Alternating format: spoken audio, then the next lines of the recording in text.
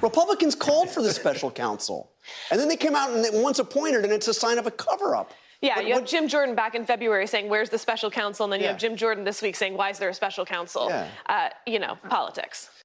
All politics. Well, that was an ABC panel yesterday failing to mention what Republicans and now even the Washington Post object to is not the appointment of a special counsel to investigate the Biden riches, but this particular special counsel, one who's been dragging his feet for 5 years, who stopped IRS investigators from looking into a Joe Biden connection to Hunter's business, and who ultimately made an unheard of sweetheart plea deal that a judge uncovered and exploded at the last minute in court. That prosecutor, of course, is David Weiss, and he will now probably be off the hook for answering to his actions because of his new status. And Americans may not hear all the details about the Bidens until after the election in 2024. What does our panel think about all this? Let's ask Monica Crowley, former Assistant Treasury Secretary for Public Affairs and host of the Monica Crowley podcast, and Mark Simone, WOR radio show host and 2023 Radio Hall of Fame nominee. Good to see you both. Hi, Thanks David. for being. Mark, you know, I was shocked. You and I were both watching this week, not together, but I think we had the same reaction at our homes about that. How could Jonathan Karl say that? I mean, he knows why the Republicans object to it. It's not the special counsel status. It's the person who's getting that status. I don't know why I still watch that Sunday show. If you watch the Sunday show, you'd think nothing happened in the Hunter Biden situation all week. The only thing that happened was Donald Trump. The idea of the special counsel was to take over from the guy not getting the job done, maybe deliberately not getting it done. Right. So you appoint a special counsel, not the guy who's screwing up. You don't make him the special counsel. Not to mention it's a violation of law. You can't appoint the U.S. attorney to a special counsel. It says right in the rule. Well, it does, although John Durham got a proviso because there are other sections of that rule that give that credence. Apparently the Attorney General. But you just look at what he has done in all of the stuff that he's been involved with Hunter Biden and the Biden family, and it looked like there was a cover-up to try to prevent the IRS investigators from doing what they were investigating. Well, that's exactly right. We have reams of evidence now pointing to deep corruption on the part of Hunter Biden specifically, but the Biden crime family more broadly. And remember, there are no international business transactions of the kind that has been investigated without Joe Biden in high office. Right. Joe Biden is the reason for this kind of bribery, corruption, and borderline treason that we've all been investigating here. Look, David Weiss has led a very corrupt process in terms of this investigation into the Biden crime family. And now he's being put in this position where he will be able to stonewall this investigation. Everybody will say we can't comment on it because it's an ongoing investigation. So this is yet another step to bury all of this until way after the election. So when we talk about election interference, this is another part of it. You guys were all prepped for several different discussions, one of which was the pending indictment, the fourth indictment of former President Trump. It hasn't happened yet. It may happen during this hour. But questions about whether that will actually hurt Donald Trump, as previous indictments haven't hurt him. Here's what the Georgia Secretary of State, not a friend of Donald Trump, Gabriel Sterling is his name, said about it yesterday. Roll tape. This has been giving oxygen to his campaigns. This is raising tons of money, and a lot of the American people are going behind it because they do feel like some of these things are a little bit of a stretch. So will a fourth indictment matter at all? No, and Rudy Giuliani is now saying about the grand jury stuff that leaked out, a couple of documents, that is a very serious crime, and somebody's got to be prosecuted for leaking those grand jury moments out. And in most cases, you're supposed to stop the whole process until you get to the bottom of those leaks. So it should stop right now. They should find out who leaked all that stuff and get that taken care of first.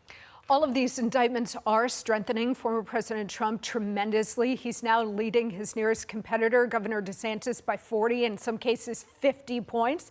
So it's essentially ending this primary with Donald Trump as the de facto nominee. Let me throw in a couple of polls here. I think this is from Iowa.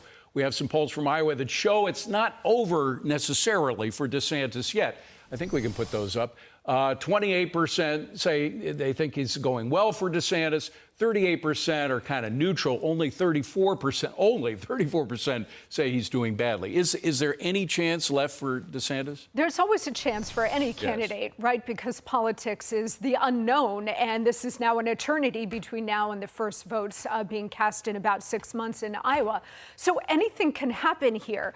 I think the problem for the other candidates is Donald Trump has something that none of the other candidates have, which is an emotional bond with the voters. Not political, not intellectual, emotional. And that is almost impossible for these other people to overcome.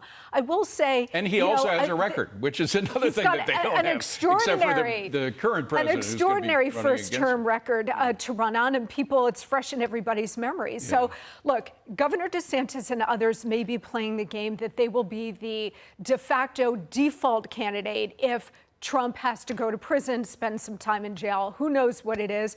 But I think that could backfire too, because people will look at that as crass opportunism.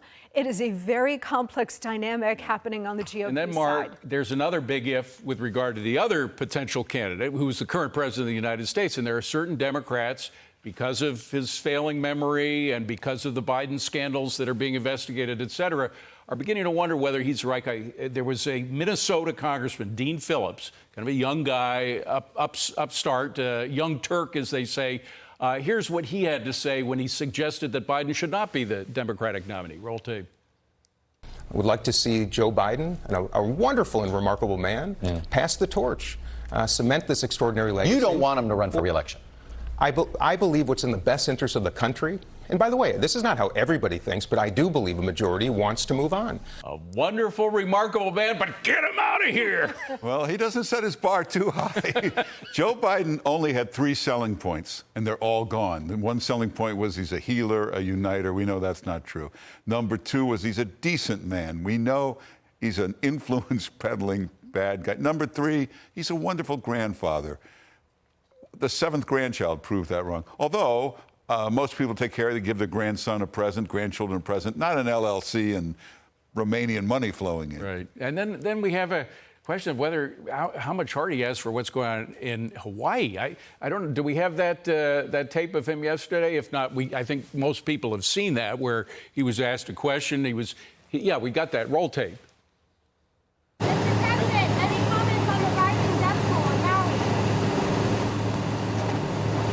Talk about the Hawaii response, Mr. President?